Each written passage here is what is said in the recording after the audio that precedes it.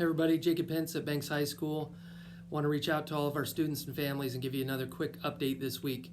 We have been working very hard to make sure that we check in with all of the seniors, going student by student, class by class, and awarding credit and checking on the progress towards graduation for our class of 2020. We've been busy doing that this week, and this week the governor came out with Oregon Department of Education and released some guidance for students in grades 9, 10, and 11. And we want to make sure to share some information for families and students in regards to that guidance. The first thing is that graduation requirements, as far as the number of credits students need to earn, has not changed. And that includes this current year's seniors and any other students in any other grade in high school. One thing that has changed, though, is the essential skills, which are usually achieved by passing the state tests in reading, writing, and math. Those are suspended because our current juniors could not take that test this year.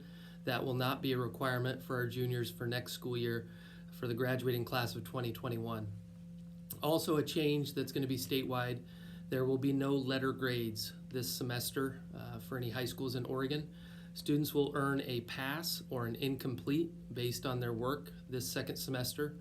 And so students, if you show that you've learned the essential requirements in any specific course, by the end of this school year, you will earn a pass, and that does not change your GPA. There will be no letter grades awarded during this semester. For students who were behind going into the closure or do not show essential learning during the closure, you will get an incomplete and not earn credit in any of those classes that you get an incomplete in. And you have the next several weeks, 7 or 8 weeks during this distance learning to get your grades up and get that grade up to passing and earn credit in those classes. If for some reason you're unable to do that, you'll get an incomplete and you'll have all year next year to get that grade up to passing. We're still working on the details for that, and the guidance has some ideas on how to work with families and students and contracts, how to get that grade up to passing, but they will have some time, and that is to try to help any students who cannot access learning during this time of the school closure. Also, to protect students and for the sake of equity, knowing that some families and students cannot access fully the distance learning for all and everything that we're providing, that any student who was passing a class going into the school closure, so right before spring break, if you had a passing grade in a class, you will receive credit and will receive a pass for that class. We're going to continue to provide work during this distance learning for all students and try to keep kids engaged in meaningful learning, and we want to focus on that.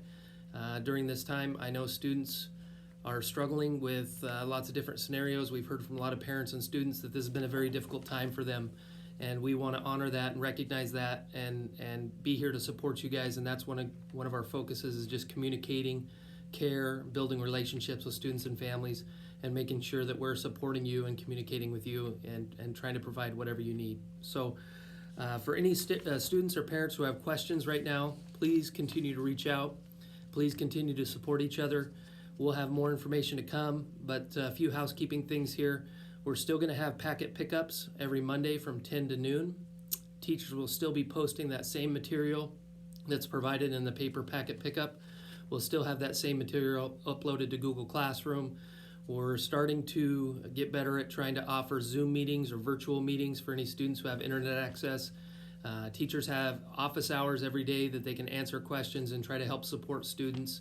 We're trying to communicate through the website, social media, any way that we can try to reach students and families. So encouraging you, the best way we have to communicate with you during this time is student email. So school district email, please check those for updates and information for Google Classroom. You can do that from any device if you have internet access or even your phones. And a couple other things here. There's still lunches and breakfast available to any student in Banks from 10 a.m. to noon, Monday through Friday, and that's at Banks Elementary School. You can stop by and get that.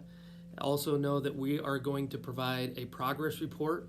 The teachers will have a grading day on Friday, May 1st, and we'll put together progress reports that show your students' progress in each of their courses, and we will mail those during the week of May 4th through May 8th and get those to everybody.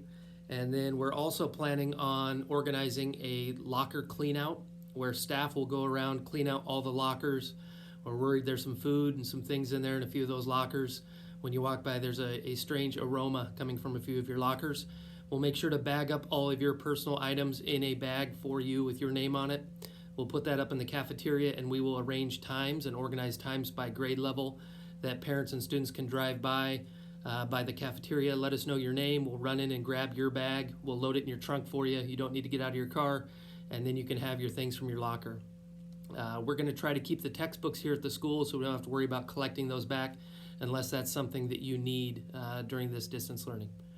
I hope all of you are doing well. Please take care and go Braves.